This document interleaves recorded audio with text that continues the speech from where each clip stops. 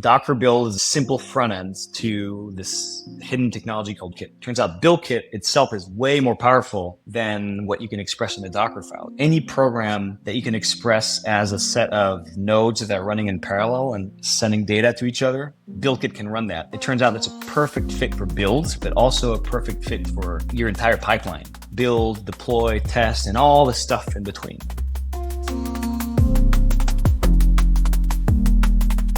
Hello, welcome to the DevTools-fm podcast. This is a podcast about developer tools and the people who make them. I'm Andrew, and this is my co-host, Justin.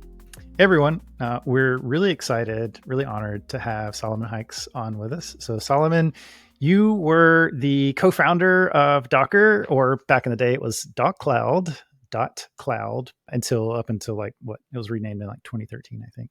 And then since 2019, you've been working on a platform called Dagger, Dagger.io. You founded that. Yeah, you founded that in 2019. Really excited to have you on. This is such an honor. I mean, obviously the stuff that you worked on has influenced a lot of how we do modern software development, which is really exciting. Before we dig further into that, could you tell our listeners a little bit more about yourself? Sure. Yeah. Well, thanks for having me.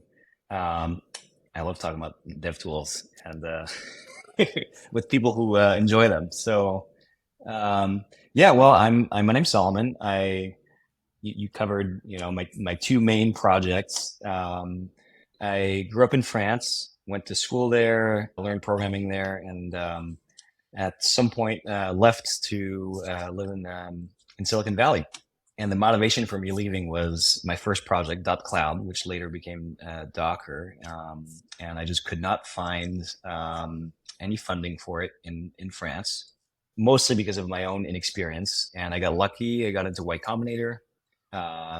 Honestly, on a misunderstanding, like they weren't sure what I was building either, but they just liked the passion and the confidence and the fact that we were just cranking out a lot of code, And they gave us a $17,000 check and told us we had to move to the Bay Area, and we did, and that kind of changed everything for us. Going through YC changed a lot for us, and yeah, it just kind of set us on the trajectory that leads to today. Nice. How was that experience? So what year was it when you went through YC? Was that around 2008, 2009? 2010. Yep. What was the experience like at the time? Well, it was much smaller than today. I think it was 30 startups, something like that. And it was, we were complete outsiders, right? So for me, it was my first contact with the startup world, and so everything was new. Everything was a learning experience. So I have super intense, a lot of emulation, meeting a lot of really smart founders working on cool problems. It's just sort of, just put us in overdrive, like, oh, wow, we got to get our stuff together here, So it was a transformational time for me. It was, I'm not sure how else to describe it, a transformation. Yeah. So when you first created Docker, what were the problems that you were trying to solve? Well, I think it started first as scratching my own itch as a systems engineer and, systems nerd, and following a gut feeling that it was just a cool technology and cool set of problems to attack. And it just sort of blind confidence that maybe others out there in the world had relevant problems that maybe I could help solve, but I just wasn't experienced enough to know for sure what the industry needed, because I was, I had a job, but not for very long, I was not seasoned. So it wasn't the situation where I solved the same problem for 20 years and then I designed the solution because I worked at Google or whatever, and we built it, and now the world needs to benefit from it. It was more like, worked in this backwater of the industry, and I just thought it was cool, this concept that you could automate the deployment of not just one server, but many servers, and just sort of deploy code across all those servers and manage their states at a larger scale. That shift from thinking of the individual computer as the platform to a whole bunch of computers as the platform, I just thought that was really cool. And I just wanted to make tools that did that, and I was very closely following the niche universe of configuration management tools. At the time, the tools that existed were called CF Engine. There was this experimental tool called ISConf, infrastructure something config. Puppet was pretty new. Chef didn't exist yet, you know. So that was sort of the itch I was scratching, and then of course this container tech that I thought was just so fascinating. That was also very new in Linux. So yeah, not a very coherent or structured insight about a business problem that needed to be solved. Well, it's fun to chase those things that we just find interesting. But what I find really interesting is how much Docker has become a standard. Like my first interaction with Docker was not in my day job. It was in my home life where I have certain pieces of software that I like to run on my own home network. The best way to run them has been through Docker. So like you've created a technology that's so ubiquitous, even non-developers use it. So what do you think set the project up for that type of success? I think we were touching on something important, like that feeling that you probably got, like, oh, I can encapsulate all this work and all this messiness into something that I can come back to later and it's still there, it's my thing. It kind of gives you almost like solid grounds to build on. Otherwise, you're just you're doing things, but you have no guarantee that there's any permanence to what you're doing. You may have to do it all over again tomorrow. And I remember even, at the very beginning as a super junior tinker, that feeling like I want a home base. And so just chasing that as a North Star, it set us up for success, even though it took a long time because we were chasing something important. And then honestly, it was a combination of that and just rapid iteration and just throwing stuff at the wall again and again and again, just a pure tinkering, just pure hacking. And then combined with talking to users, like actually caring what people think and how they're using it, what they say. And then just, surviving and persevering long enough for any of that stuff to matter. Because it was a really long and painful journey of, rejection and mostly just, what's worse than rejection, like indifference, like, oh, probably no one cares, but every once in a while you run into one person who cares and they give you just enough feedback to to keep you going, and then you just do that for 10 years and that's it. That's the recipe to success.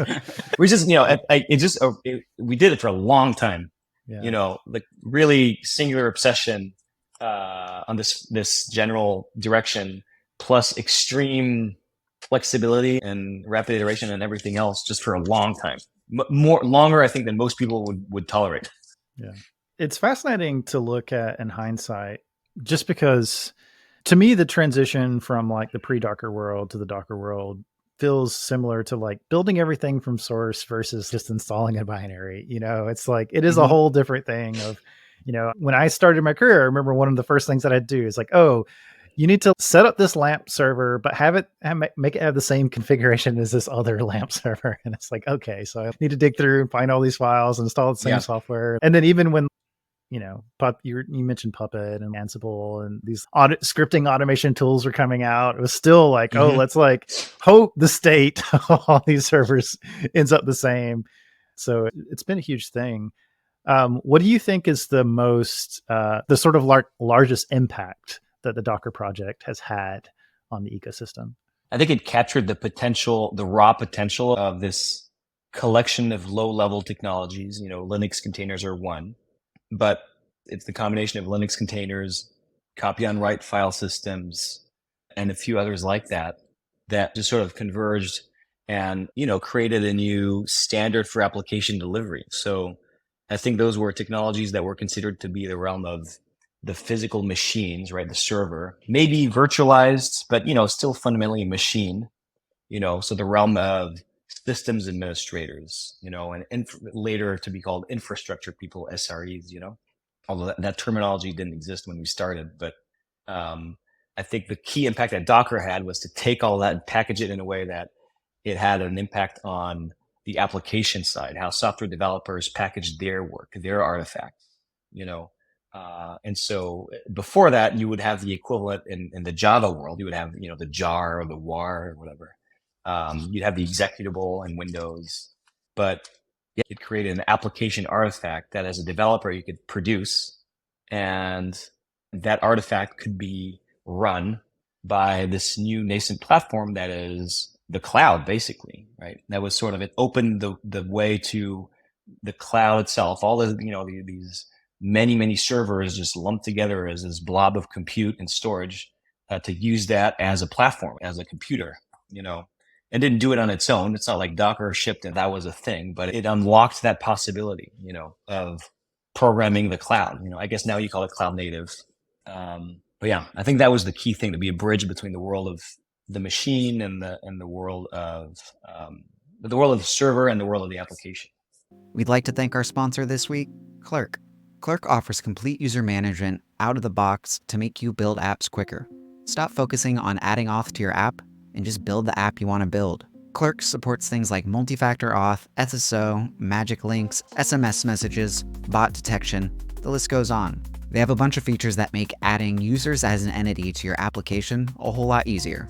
Whether it's all the pre-built components that they offer that allow you to integrate auth super quick, or the SDKs that let you implement it yourself, they've got your back. One of the things that's usually really a pain to set up with authentication is all the social logins.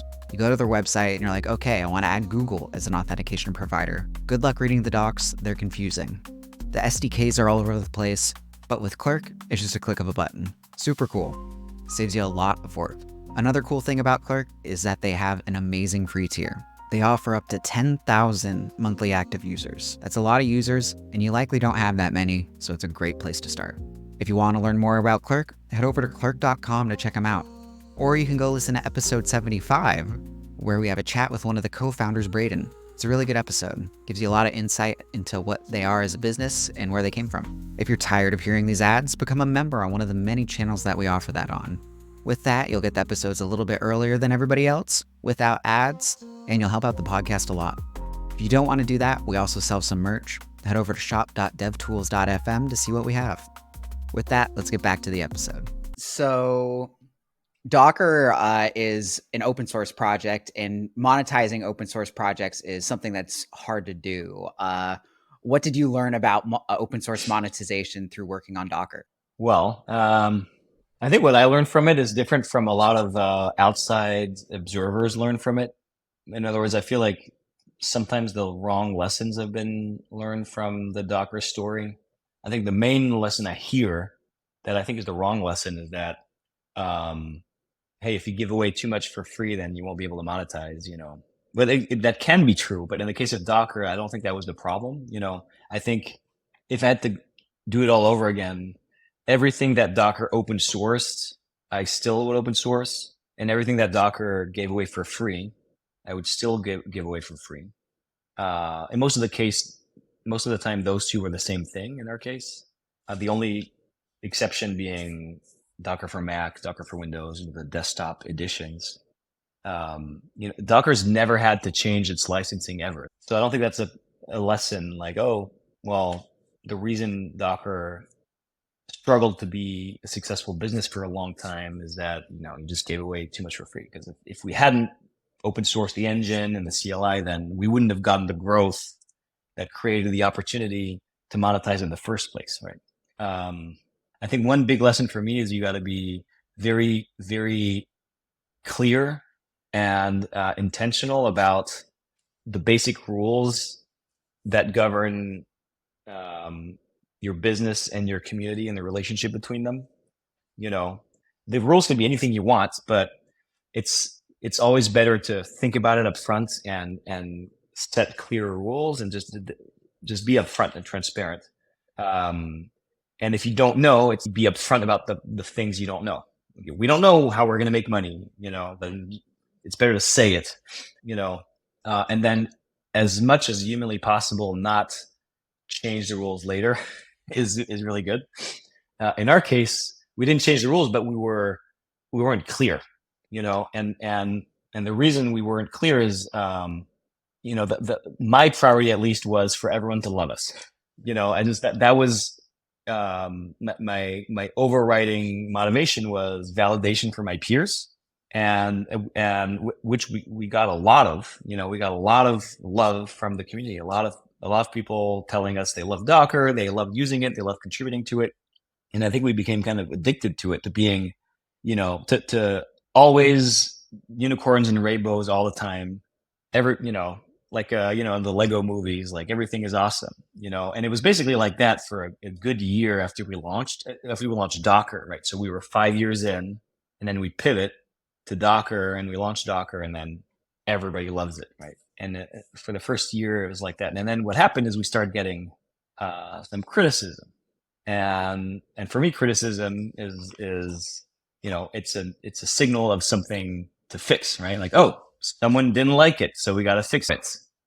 At exponential growth of your product and your community, at some point you matter too much to not get haters, to not get criticism, and a wide variety of it. So what happens is you have a mix of unhappy users that are hitting bugs, or they're missing features, or they're frustrated by the docs or whatever. So that's just normal. It's just going to grow with adoption. And that stuff you just have to aim to zero, right? You have to try and fix it, and you prioritize it. And then you have another category of criticism, which is really, it's not users that are unhappy. It's people that are affected by your success, and they're unhappy about it, either because they're competitors and they're feeling threatened, or they're colleagues of users, and now they're forced to use it, or they're forced to integrate with it, or they're forced to just deal with your existence, and they didn't ask for any of it, and they're just, you're imposing on their life, and that's frustrating. And sometimes you just challenge their view of the world, right? Like, this is how you deploy stuff, and now there's this new thing, I got to learn it, and it just goes against everything I believe. And so you're never going to make all of those people happy, right? It's just not possible. It's not a realistic thing to aim for. But we just lumped all of that feedback, that fire hose of negative feedback, all together. You see what I mean? And then we just tried to address it, and that led us to make all sorts of stupid decisions. So I guess that the important part, the takeaway is, especially as you start to monetize and competition comes into the picture, and to just really sort the buckets of feedback for the market between people who actually use your products in the community, people who actually are customers or potential customers for your commercial offering, and then everybody else. And basically, I say, ignore everybody else. They're going to say what they're going to say, but you got to find a way to tune it out. Otherwise, you're not going to be able to serve your users and customers, and then bad things will happen. So that's the main one. Just keep that communication channel clean and maintain it, so you can deal with the valid negative feedback and address it.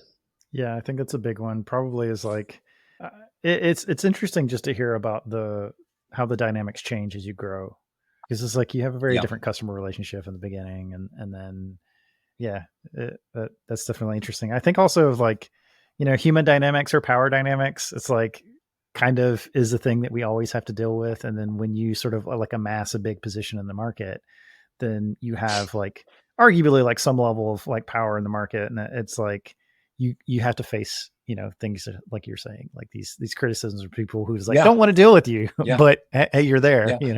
Also, I think another one is to think very early about brand and trademark. I think in the world of open source, the intersection of open source and business these days, there's a lot of drama and a lot of debates, and I think a lot of it centers on IP, the license of your code and who's allowed to do what with it.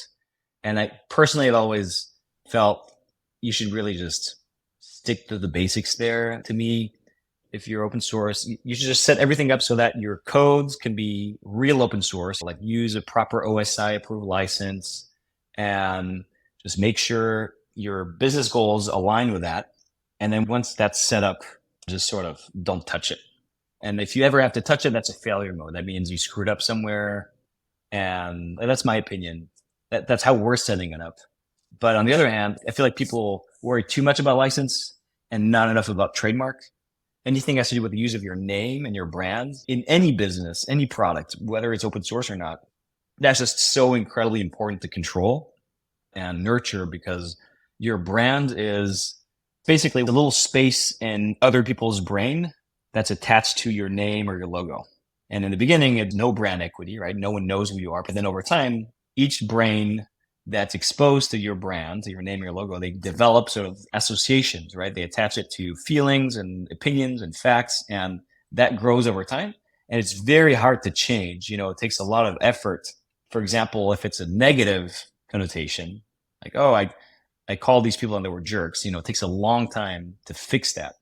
And so it's just really important to kind of assert control early, because if it's broken, it's really hard to fix later. So in the context of open source, that a lot of times that ends up being affected by things like redistribution of your software under your name, right? So in our case, I'm talking about Dagger, but it's really what we're doing there is directly the result of the lessons we learned from Docker. We're super permissive on the IP. Basically, any code we open source, we can't promise you it'll be open source forever, because we don't know what'll happen in the future, but we have no intention to change the license. We've created a business that can thrive with the license being very, very open. And then use of our name, we're very restrictive, in a way that's fair, but that we'll sometimes go against the grain of accepted best practices that are considered standard. Like, we don't actually love distros packaging our software. Like the Dagger, the fact that there's a package called Dagger in random distributions downstream from us, Linux distributions, Homebrew, etc. We don't consider that to be a good thing. Because sometimes those downstream repackagers will modify your software with good intentions, but that ends up creating a user experience that we don't control. And maybe the user experience that comes from that repackaged version is within the bounds of what we consider to be okay, but that could change later. And when it does, guess who's going to be on the hook for it? It's not going to go under that distro's bucket in the user's brain. Like, oh, I had a bad experience with, Red Hat today. No, they're going to say, I had a bad experience with Dagger today. It just happens that it's because they installed Red Hat's version. Red Hat's just a random example. So anything that's related to the control of our name and our brand, we're pursuing aggressively. And I think open source developers, especially commercial ones, I think are being too permissive how they allow downstream packagers to use their trademark. And they're doing it out of ignorance and inexperience and just sort of the inertia of how it's been done. But I think there's, I'm advocating for, and I think there will be sort of a readjustment. Ironically, we follow the Red Hat model. So our trademark policy is basically Red Hat's trademark policy, which is basically code is open, trademark is not. Yeah, that makes a lot of sense. And also makes a lot of sense why like earlier projects wouldn't think about something like that. But switching gears a little bit, you mentioned it there. You have a new thing that you've been working on for a while now called Dagger. So what is it and why would I want to use it? Yeah, I guess I've been doing things out of order. So Dagger is my second startup. I started it with my two co-founders, Sam Alba and Andrea Luzzardi. They were the earliest employees at Docker. Right? So we kind of brought the band back together. And Dagger is a tool that lets you simplify your CI scripts by turning them into code. Every software project has those messy scripts and YAML files that orchestrate the various tasks you want to automate when shipping your application, build, test, release, try to mash it all together in a cohesive pipeline. Almost always it's a mess. And it's sort of a mess that is fine, good enough until it's not. Your team grows, your project grows, and then the complexity of the scripts just kind of grow. At some point, you pay the price for that. It becomes too slow, too unreliable, impossible to change. The person who wrote the scripts leaves and no one understands how it works. So those pipelines end up being a problem for a lot of these teams. Dagger gives you an engine with a clean API and SDKs to call these APIs in languages that like Python, Go, TypeScript. And you take those messy scripts and YAML files and you turn them into these little functions. They're just a little bit of code written in the language that express the logic of your build or the logic of your deployment in a very simple way.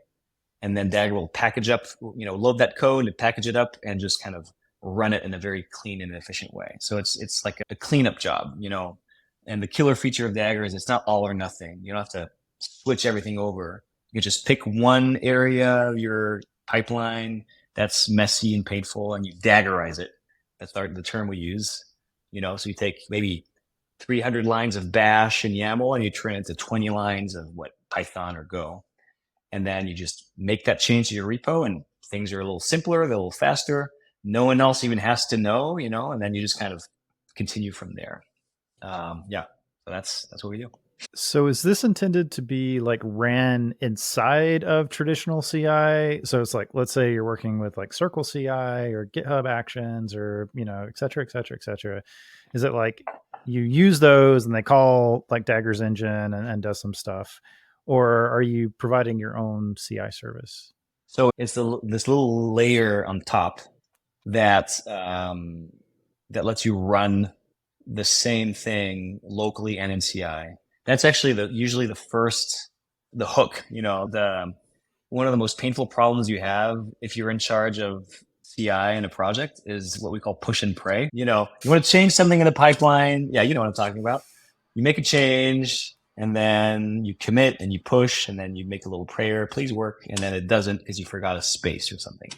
And because what you're doing is you're pushing because it's not code. It all comes from the fact that it's not code. Because it's not code, calling standard open APIs. It's a DSL, right? It's a proprietary quasi code thing. Usually YAML, but Jenkins is another example.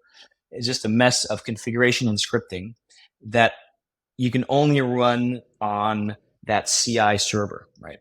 So it's kind of this black box, and you have to push to it and wait.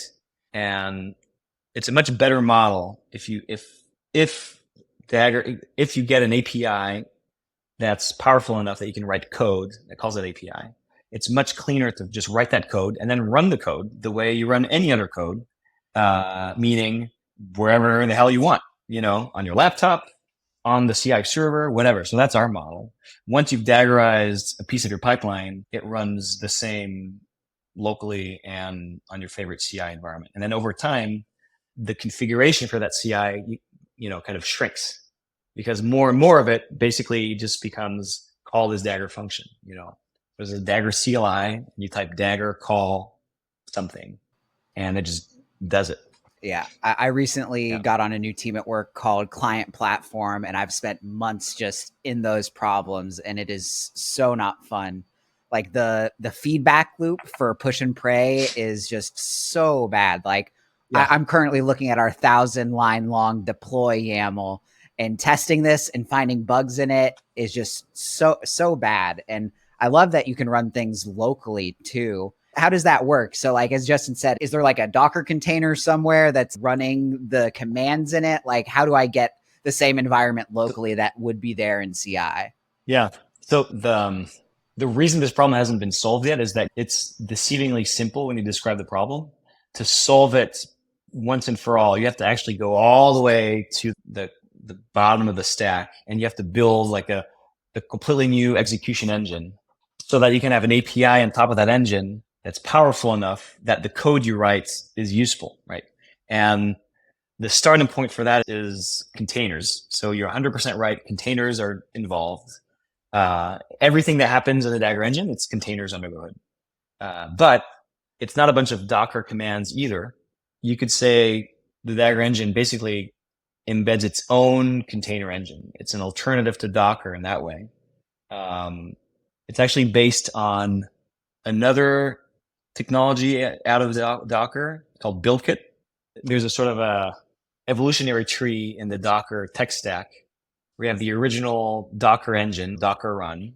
And on top of that, you have Docker Compose, that sort of extra convenience on top of that. And then there's Docker Build. And Docker Build itself runs a bunch of containers to do its work. But the way Docker Build runs its containers is completely different from how Docker Run does it. And the core technology underlying Docker Build is this super powerful component, this tech called BuildKit. And so Docker Build is a simple front end to this hidden technology called Kit. Turns out Kit itself is way more powerful than what you can express in a Docker file. It's basically almost like an OS. It's like a special operating system that runs DAGs. And DAGs as in, graphs, nodes and arrows. So any program that you can express as a set of nodes that are running in parallel and sending data to each other, where each node can be its own little container, BuildKit can run that. It turns out that's a perfect fit for builds, right? Which is why BuildKit exists, but also a perfect fit for your entire pipeline. build, deploy, test, and all the stuff in between. So it turns out all that's a DAG. It's a graph, right? There's boxes and arrows. So we're basically starting from that core tech and generalizing. And so that, just to summarize it, so Dagger engine is a container-based DAG execution engine with an API slapped on top of it. So when you're writing that 20 line of code to say, oh, here's how my build should work, I want you to pull this image and copy this file and run this command, just a simple little function, that's basically compiled down to this super powerful execution graph that Dagger will translate to containers. And it does that basically all on its own. So you just need the Dagger CLI and that's it. You need a system that's capable of running containers, and that's it. So it sounds like there was definitely progression from your work at Docker and the sort of like technical investments that you're making and the problems that you're solving there to like what you're doing at Dagger. What was the sort of realizations that you had that actually led you to starting Dagger? It was very similar to Docker, meaning it was very incremental. The big difference is how we started. The way Docker started, it was just me following this hunch as a completely inexperienced tinkerer, right? The second time, it was a deliberate project to work together. There was a specific group of people that just wanted to work together again. So me, Sam, and Drea, we just wanted to do something together again. And we had this approach that if we put together the right team with the right team culture and the right way to work, we'll just eventually find the perfect problem to solve and we'll crush it. And so we actually, at the very beginning, we didn't even specifically set out to solve any specific problem. We just said who we want to work with. And this is how we want to work together. And, it boils down to we should move fast and, iterate like crazy, listen to users always, and then make sure we're happy and having a good time the whole time, because otherwise we won't stick to it long enough. So a lot of mushy feeling stuff around how do you go to work in the morning? It doesn't feel like a job. But eventually that led us to attract other people that like to build product in the way that we do. They like to move fast in the way we do, and they just value the human relationship. They just like having, it's like a crew, on a fun pirate ship, a pirate movie, probably not like a real pirate crew. That would be that's probably not as fun, but I mean, like, yeah, like it feels like a fun adventure and we're going to build cool stuff together. And then, so the result of that is we just out prototypes and talked to users to, I can't tell you how many people we talked to and got feedback from and just iterated. I think the Dagger we launched in 2020, I think 2021, that was prototype number 60 something. Each prototype being a completely independent thing that we cranked out and showed to people. It was just this insane iteration. So it was just a very iterative process following a very simple formula. And then the result is sort of a pain radar. You just end up sort of following people's pain based on what they describe to you, see patterns, and then you just throw possible solutions at them and you just kind of zero in on the right solution to the right problem in a very organic way. It just takes a long time. But yeah, that's it. We didn't have some grand insight in the beginning. We had some hunches, but honestly, I was surprised to what extent everyone told us their pipelines were broken, because I kind of assumed coming out of Docker that it was mostly solved, like we did Docker and then the Docker ecosystem did every possible variation of container-based CI and CD that you can imagine. You got Kubernetes, you got a gazillion tools on top of Kubernetes. Like how can this possibly not be solved yet? There's just so many tools, and then that was just kind of our assumption. And then we got pulled into it because everyone was telling us, no, it is not solved. It is very painful still. Yeah. I don't know. It seems like it's painful for you, Andrew. Yeah, it has been. It's just like, it's so slow. You got to learn Bash. Like even simple things like you say you can run functions in your CLI, being able to go like, oh, this tiny part of my infra or my YAML, I want to run that or reuse that. In YAML, it just becomes like a headache. It's like, oh, now where do I put that? How do I store it in between it? I'm not compiling that anymore because I use TypeScript. I'm not getting errors if that stuff is wrong. So it's just like, it doesn't fit into your workflow right. And it feels like not coding where you want to just be coding. And I love that the CI as code really unlocks that, where you can be like, okay, this is just code. oh, this little thing that you do in 4 different places, just make it a function. Like it's just such a natural progression. Yeah, I'm glad to hear you say that. Also, it seems like maybe I should show you a demo of Dagger and you can tell me what you think. I did send it to my team this morning. I was like, hey, the guys, this looks like we might be able to use this.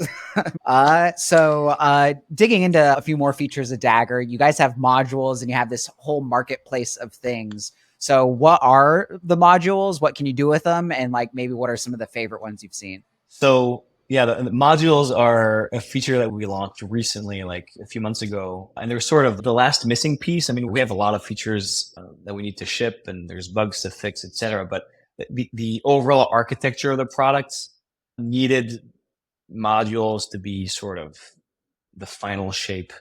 And the reason for that is modules give you cross-language reusable components. So up until modules, which are really cross-language modules, the way you use Dagger is you picked an SDK based on what language you prefer to write code in. And then let's say in your case, that would be TypeScript, clearly. So you pick the TypeScript SDK and then you read the docs and you go, great, I can express my build and my different parts of my pipeline as code. And you do that, and that code calls the Dagger API. And then while you're coding, you're basically writing a custom TypeScript tool, usually a CLI tool, but you could do it from a server. Why not? And you're embedding these function calls into your code. So now you're getting the value of the Dagger API because you're using all these primitives that Dagger gives you. You know, there's a primitive for container operations, and there's a primitive for file operations, networking, etc. Okay, so now you're happy, you got that going, but now you want to. What happens is you got the team next door, and they have a pipeline also, and their pipeline integrates with yours in some way. You know, so maybe they need to call your build to incorporate it to their build, or they need to stand up a test version, you know, an ephemeral version of your service to connect to run their integration test or stuff like that, right? And there's just one problem: they're using a different language than you, right? They're a data engineering team, so they're writing Python or they're writing Go. So now there's all this cool logic they use with Dagger, but it's for them, it's like in an island. They can't reach it, right? Maybe they could even use Dagger themselves over here in their language, but now you have 2 Dagger islands, right? And so we start getting a lot of demand for bridging those islands, basically. So if you wrote ultimate, you know, I don't know, what do you deploy to in your project? GCP. I think. Okay, like Cloud Run, something like that. I'm the front end portion, so it's a black box to me. Let's say, you know, that you wrote TypeScript code and then someone in your team wrote the ultimate GCP deployment function, right? It's just perfect. It took some trial and error, but it's there. And you want other teams using Dagger, and by extension, everyone else in the Dagger community to be able to reuse that regardless of what language they're using, right? And so that's actually a very hard technical problem to solve. And it took us a whole year to solve it correctly with the community, because we develop everything in the open. We're on Discord all day long. You know, obviously we use GitHub. And so now that's what we did. So you can take that same code you wrote and you package it into Dagger function. Usually you have a bunch of functions that are related. You package those together in a module. And then that module is just code. It's your code on a repo somewhere. And then you say, I wrote it. This is the perfect GCP module. It's at this repo on my GitHub, whatever. And then anyone else can point to it and tell Dagger, I want to load that into the API. And you're basically extending the Dagger API with your own primitives that you created. And now someone else can build on top of those primitives, create their own primitives, and so on and so forth. So it's basically the beginning of a cross-language ecosystem of DevOps knowledge that can actually be combined and sort of build on itself, right?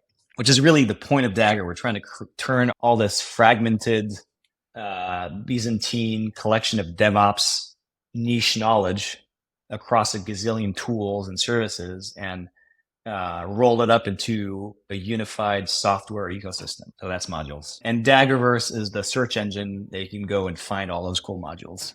Nice. So we've talked a little bit about the Dagger engine when we're talking about like running things locally, and you're sort of touching on this wider ecosystem with the modules and everything. So what other things exist in the Dagger ecosystem? And maybe we can kind of talk about like Dagger Cloud first. So like, what is the cloud offering and how does that fit in? Yeah. And that's a nice connection to your earlier question about open source and monetization. The Dagger platform is two parts, two big parts. There's an open source engine, and then there's a proprietary cloud. Dagger engine is a thing you run on your, like everywhere, on your development machine, on your CI server. It's like a little co-processor almost, right? It just runs there and it can just run all these cool functions and run pipelines for you. And then Dagger Cloud is a centralized service that complements the Dagger engine with features that can only exist in a centralized place. And so you have a nice symmetry to it, right? The Dagger engine is open source and decentralized. Dagger Cloud is proprietary and centralized.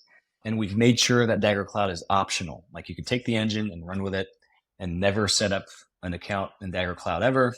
Of course, we'll be sad, but we'll understand and you'll be back. That's kind of our approach. And so the main feature of Dagger Cloud right now is what we call traces. Basically, you hook up your engines to send telemetry to Dagger Cloud. And Dagger Cloud just collects all that telemetry, and then you log in, and it shows you that telemetry in a way that's useful. And it shows you the traces of Dagger functions calling other Dagger functions, etc. It's great for debugging. It's great for collaboration. And it's especially great for performance optimizations. One thing I didn't mention in all this is caching, which is one of the killer features of Dagger. Because everything you run is structured as a DAG, boxes and arrows, each box being one Dagger function that's running in a container. The engine knows all the inputs and outputs of all your functions, right? That's how it can trace the arrows in that DAG, right? And just like in Docker build, each input and output is checksummed and then stored in a cache, so that if later you call the same function with the same inputs, then it's not going to rerun the function. It's just going to get the result from the cache, right? And that speeds everything up dramatically. That's how Docker build had this kind of caching feature that was, I guess now it's just basics, but it was groundbreaking when we shipped it, and we're just extending it to everything else. So you get the caching for free. But sometimes, when you get caching, sometimes you think you should cache, but it doesn't. And you're wondering why didn't my function cache? So then you look at the trace. Oh, I see this happened. So, so it shows you how long things took, etc. So it's mostly, you see, it's a good example of an optional companion service. Like if you don't have it, well, you'll be missing some useful information, but it's still going to run, So that's the idea of Dagger Cloud. Yeah, it seems pretty useful. A lot of pain in GitHub Actions being like, okay, how long did this take? When did this happen? Like, how did it all connect in the end? It's almost impossible to see without like adding extra actions to start logging things, and no fun. Yeah, totally. And Dagger Cloud is newer than Dagger Engine, so it's less mature. Like Dagger Engine, we don't call it 1.0. Officially, we don't say run in production, but a lot of people do. And honestly, most of the time it's okay, because the core tech is Kit, so the Dagger engine mostly just, it sets up the inputs and outputs of BuildKit, and then it's BuildKit actually doing the work. And BuildKit's existed for many years. When you call Docker build, you're calling BuildKit, so the core is stable. So that's kind of our cheat mode. We reserve the right to say, oh, look, it's not production ready yet, but you'll probably be fine. Like if something breaks, it's going to be in the setup. It's not going to be in the core running of things.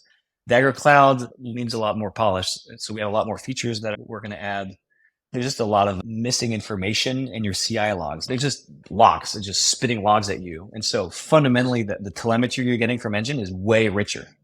It's compared to what you get from your CI server. It's a gold mine. It knows like if you have a build, there's the information in there of exactly what was the artifact that you built from, the exact digest of the source code that you built from, the exact digest of the base image that you pulled. You can even go into more detail and break down each system package as its own function call. Like you can go as detailed as you want because it's just code, right? And then all of that telemetry is available to you. So the bottleneck there is the polish of our product. It's still pretty rough, but as the UI gets more and more refined, we're going to be able to give you insights that you can't get anywhere else, right? because the data just isn't there. So that's something I'm excited about. But it'll take a while to get there. So it goes. Are y'all working on anything else that you're excited about that you can share? Yeah, honestly, we ship stuff that I'm excited about that even our users sometimes don't know about because we have to document it. GPU support is pretty cool. Dagger already can do a decent job at running AI workloads. It turns out a bunch of people, it's almost like a niche community within the Dagger community of people using Dagger to run AI pipelines because there's just a lot of crap to set up to use those models. And Dagger is really good at setting up crap for you in a reliable way. So that's something that's pretty cool. And even more niche within the niche, one type of AI pipeline that I find really interesting is function calls, LLM function calls. I don't know if that's familiar to you, but that like a model can talk, you talk to the model and the model talks back. But also, while that's happening, you can also tell the model about functions that you have that the model can call if it wants. And then the model can say, hey, why don't you call this function, right? That's becoming more and more an area of focus now because that's how you get agents, an AI that actually interacts with the world. For the level of importance and the magnitude of use cases that unlocks, that's an area that's generally not well baked yet in the AI world.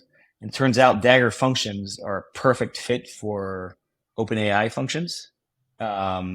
Partly because the way we expose it in the API is super easy to scrape and everything has descriptions already, so you can just plug it in. And so we got people experimenting with plugging Dagger functions into a model so that the model can call those functions whenever it wants. And that's really leading edge, but I had no clue you could even try that. And it on the first try, it works pretty well. So that's something I'm pretty excited about, just using Dagger, not just for CI pipelines, but for other types of pipelines and in particular AI pipelines. That's really cool. So one of the last questions that we always ask is a future facing question. So you've worked on Docker for a long time and you've been going at Dagger for a little while. So in this sort of like ops space, the DevOps space, if you like looking forward to the next like 5 years or so, what do you think this space is going to look like? What's the future for it? Well, it's funny because I was at KubeCon Europe in Paris, which was a big moment for me because, I grew up in Paris. And so it was fun to see that world, my two worlds collide, and the vibe there was really interesting because this cloud native DevOps space is more mature than it used to be. So it's not really the hot new thing anymore. It's more, it's this important thing that everybody needs, but you just kind of expect it to work. And then if you're really into the DevOps and cloud native space, you're kind of a DevOps cloud native nerd. It's not the natural hot new thing that fresh grads will necessarily gravitate to because now there's AI, right? And so it was really interesting. I had really interesting conversations with people there that just were wondering about that, like what it meant for them, like for that community, like because it requires an adjustment to go from the hot new thing to a necessary thing that should work reliably more than it should just try new cool stuff. So I personally think it's the perfect opportunity to lean in even more because I happen to think that this new AI movement and the community around it and the DevOps community need each other enormously. More than either side realizes, I think, because in AI, you have mostly experiments, mostly toys, and eventually you need to productize. You need to turn that into a useful software product. And we're the very, very beginning of that. And I just think, AI applications they're still applications, and they still need a platform. They still need to be shipped and tested and scaled and all of that with a whole new array of features and capabilities and tools. So that's the next exciting challenge for the DevOps community for the next 10 years. It's provide a platform for the people who want to build AI apps, I think it's the opposite of, okay, from now on, it's just sort of let's stabilize and just kind of coast. It's the opposite of that. It's a massive challenge that the DevOps community is facing that they need to sort of adapt to this new stack and rise to the challenge. So I think that's cool. I don't think the solution is, we got to pivot to AI. The solution is, well, there's new workloads. let's actually make sure those workloads work nicely. Let's give them a platform, So that's what I'm excited about. I know everyone talks about AI all the time about the next hot thing, but you got to think about it intelligently, I think, Yeah, especially in infra related roles, you want 100% uptime. You don't want like, oh, it works 90% of the time. The AI gets it wrong sometimes. You can't really deal with that. Yeah, I think, yeah, like the architecture, what does it mean to have good infrastructure? That's going to change. I think there are new best practices are going to appear. The fact that this chip is sort of the bottleneck for everything right now is really interesting. The relative importance of IO and CPU and GPU and storage. I mean, no one has the answer yet. Everyone's just kind of figuring it out. It seems to open a lot of cool opportunities for startups also, because they used to be you just go to one cloud provider and you get everything from there. And why would you ever leave? But now we're seeing some product teams just kind of stitching together multiple clouds just to be able to get the access to the GPUs they need, So multi-cloud is more relevant in that way, at least right now. That might change again, when GPUs are cheaper again, and easier to procure. But the point is, it's like, this AI thing just kicked the anthill, and we're all running around rebuilding it. That's our chance to rebuild the anthill a little better, like, oh, I didn't really like this part anyway. Let's build it better, So, yeah, that's what gets me excited. Cool. Awesome. Well, that wraps it up for our questions this week. Thanks for coming on, Solomon. This was a really fun conversation going through all of what you did at Docker and how that led to Dagger. So thanks for coming on. Oh, thanks for having me. It was a blast. Yes, Solomon, great to have you. You've done a ton of amazing contributions and really excited to see where you take Dagger.